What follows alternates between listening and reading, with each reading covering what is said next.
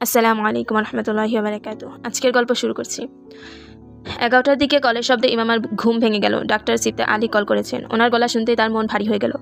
আমি কি আপনার ঘুমে ডিস্টার্ব করলাম? তিনি ক্ষমা প্রার্থনা সুলভ ভঙ্গিতে বললেন, না, আমি উঠে পড়েছিলাম আগেই। সে বিছানা ছেড়ে উঠতে উঠতে মিথ্যা বলল। তিনি তার খোঁজ খবর নিতে লাগলেন।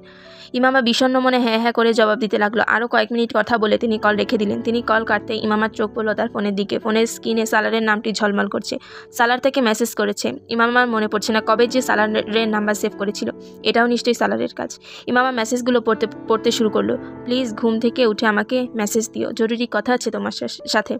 মেসেজটা পড়ে অজান্তেই ইমামার খুব রাগ হলো। এত জলদি আমার কথা মনে পড়ে গেল। মেসেজের সময়ের দিকে চোখ ফেলে ইমামা বিড়বিড় করলো, সেটি সম্ভবত 10:50। অফিসে যাওয়ার সময় আমার কথা মনে পড়লো না, এখন অফিসে গিয়ে কিভাবে মনে পড়লো? ইমামা কেমন যেন সন্দেহ হতে লাগলো। হয়তো তা ঠিকই হচ্ছে। গত রাতে সে প্রধান মেহমান ছিল আর আজ ভোরে তার সাথে অপরিচিত মানুষের মতো ব্যবহার করছে। ইমামার মনে সালারের ব্যাপারে আপাতত এমন ভাবনায় ঘুরপাক খাচ্ছে। সালারের প্রতি অভিমান করে তার ব্যাপারে এমন কথা ভাবছে যা সালারের জল্পনা কল্পনাতেও নেই। ইমামা কেমন অদ্ভুতভাবে ভেঙে পড়েছে। বিছানা গুছিয়ে সে বেডরুম থেকে বেরিয়ে এলো। বাসায় নীরবতা, তার বিষণ্ণতা আরও বেড়ে গেল। জানালা গলে সূর্যের আলো রুমে এসে পড়েছে। রান্নাঘরে থালা বাসন এখনও ওভাবেই পড়ে আছে। বিষণ্ণ মনেই সে গোসল করতে গেল। বাথরুমে যাওয়ার আগে ফোন চেক করলো। সেখানে কোনো মেসেজ কিংবা মিস কল কোনোটাই দেখতে পেল না। কিছুক্ষণ ফোন হাতে বসে রইল সে। অতঃপর সমস্ত রাগ অভিমান একপাশে রেখে তাকে মেসেজ করলো। ইমামা ভেবেছে সালার মেসেজ পেয়ে সাথে কল করবে, কিন্তু তার এই ভাবনা মিথ্যা প্রমাণিত হলো। 5 মিনিট, 10 মিনিট, 15 মিনিট, কোনো রিপ্লাই নেই। ইমামা তার আমিত্বকে আবারও ধুলোয় মিশিয়ে পুনরায় তাকে মেসেজ দিল।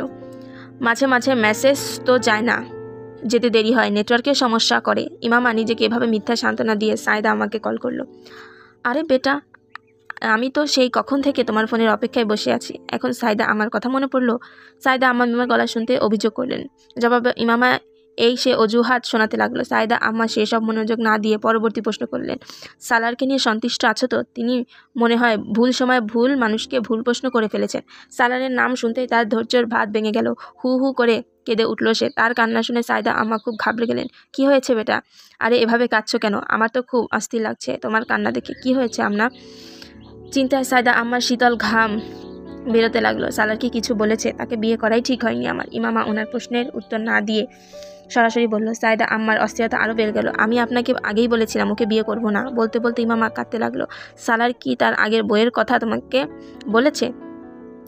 সালারকে নিয়ে সায়দা আম্মার মনে যে একমাত্র আশঙ্কা ছিল, প্রথমে তিনি সেটাই উল্লেখ করলেন, আগের বউ। কাঁদতে কাঁদতে ইমামা অবাক হয়ে ভাবল, কিন্তু সালারের প্রতি তার এতটা রাগ জমে আছে যে সে কোনো কিছুই না ভেবেই বলল জি। সায়দা আম্মা যেন ধাক্কা লাগলো। এই আশঙ্কা তো ওনার মনে ছিল, কিন্তু উনি অন্তত এটা ভাবেনি যে বিয়ের প্রথম দিনই সালার তার আগের বইয়ের আলোচনা করবে।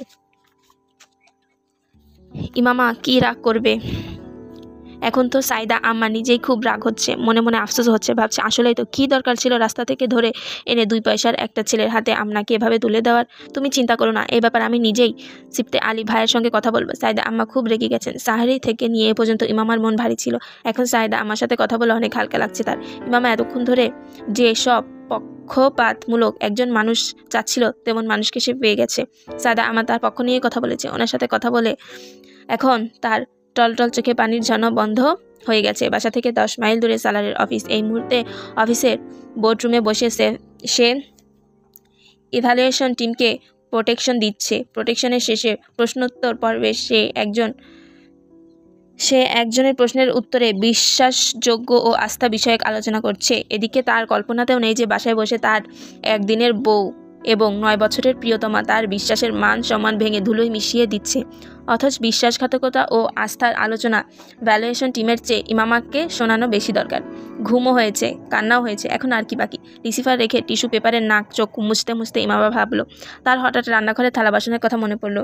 গা ঝাড়াভাবে সে রান্নাঘরে গিয়ে সেসব ধুতে লাগলো।